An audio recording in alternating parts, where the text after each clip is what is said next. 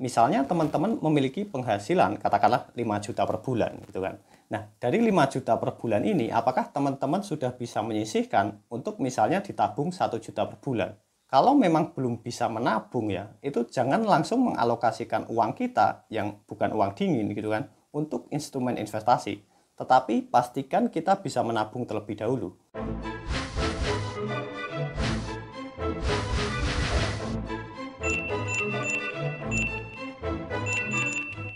Ketika kita berbicara masalah investasi ya, salah satu topik yang selalu menarik untuk dibahas adalah terkait dengan investasi logam mulia, khususnya logam mulia Antam.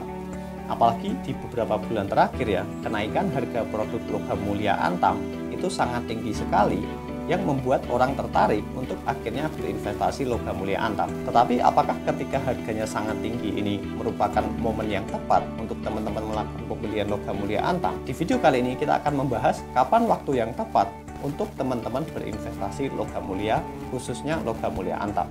Ketika kita berbicara masalah investasi ya, apapun itu, investasi logam mulia, investasi properti, maupun investasi lainnya, itu kita harus menyesuaikan dan melihat kemampuan finansial dari masing-masing individu.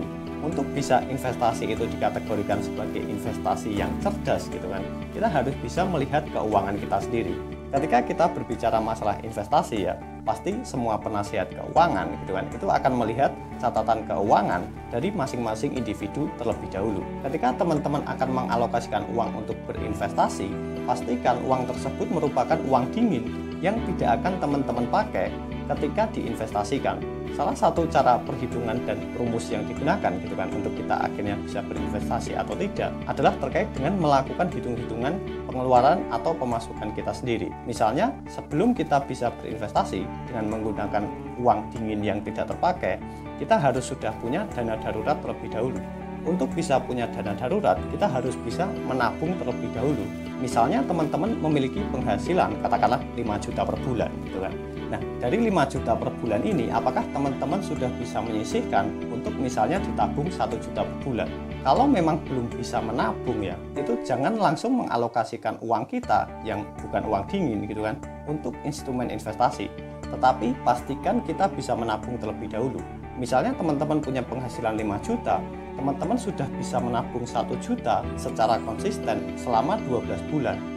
Artinya teman-teman sudah punya tabungan 12 juta hasil dari menyisihkan 1 juta per bulan selama 12 bulan. Nah, setelah kita sudah bisa menabung, jangan langsung gunakan uang yang 12 juta ini untuk dialokasikan berinvestasi. Sisihkan terlebih dahulu uang ini, 12 juta ini, untuk dana darurat kalau terjadi sesuatu di luar kendali kita. Jangan langsung mengalokasikannya ke instrumen investasi, karena itu belum uang dingin. Kenapa itu belum uang dingin? Karena kalau terjadi sesuatu di luar kendali kita, mungkin uang tersebut harus digunakan. Misalnya ada bencana alam, kemudian terjadi banjir, beberapa barang kita rusak, artinya kita punya dana darurat untuk mengcover kerusakan dari banjir ini. Atau ada pengeluaran yang sifatnya mendadak dan di luar kendali kita, itu kita harus menggunakan dana darurat ini terlebih dahulu. Misalnya pun dana darurat tersebut tidak terpakai dalam jangka waktu yang lama, pastikan teman-teman memilikinya sesuai dengan kebutuhan teman-teman. Dana darurat ini merupakan dana yang sifatnya juga berbeda-beda antar masing-masing individu. Ada mungkin yang dana daruratnya 10 juta, ada mungkin yang dana daruratnya 50 juta, ada mungkin yang dana daruratnya 100 juta gitu kan. Ketika kita sudah punya dana darurat, kemudian kita bisa menabung lagi, baru uang tabungan tersebut itu merupakan dana dingin yang bisa kita gunakan untuk berinvestasi. Kebutuhan dari masing-masing orang itu akan berbeda-beda, termasuk juga penghasilan dan tabungannya. Ada orang yang mungkin punya penghasilan 5 juta, bisa ditabung 1 juta. Ada orang yang punya penghasilan belasan juta tapi tidak menabung gitu kan. Jadi pastikan teman-teman mengetahui kekuatan finansial teman-teman sendiri sebelum mengalokasikannya ke instrumen investasi. Jadi jawaban dari pertanyaan ya, apakah saat ini merupakan momen yang tepat untuk membeli produk logam mulia Antam adalah tergantung dari kekuatan keuangan teman-teman sendiri. Kalau memang teman-teman sudah ada dana darurat dan sudah bisa menabung konsisten dalam waktu lama, ada uang dingin di tabungan teman-teman, maka itu merupakan momen yang tepat untuk melakukan investasi di produk logam mulia. Tetapi kalau kita memang belum bisa menabung dan menyisihkan penghasilan kita, jangan langsung mengalokasikan ke investasi, tapi alokasikan ke dana darurat terlebih dahulu. Terima kasih sudah menyaksikan, semoga informasinya bisa bermanfaat.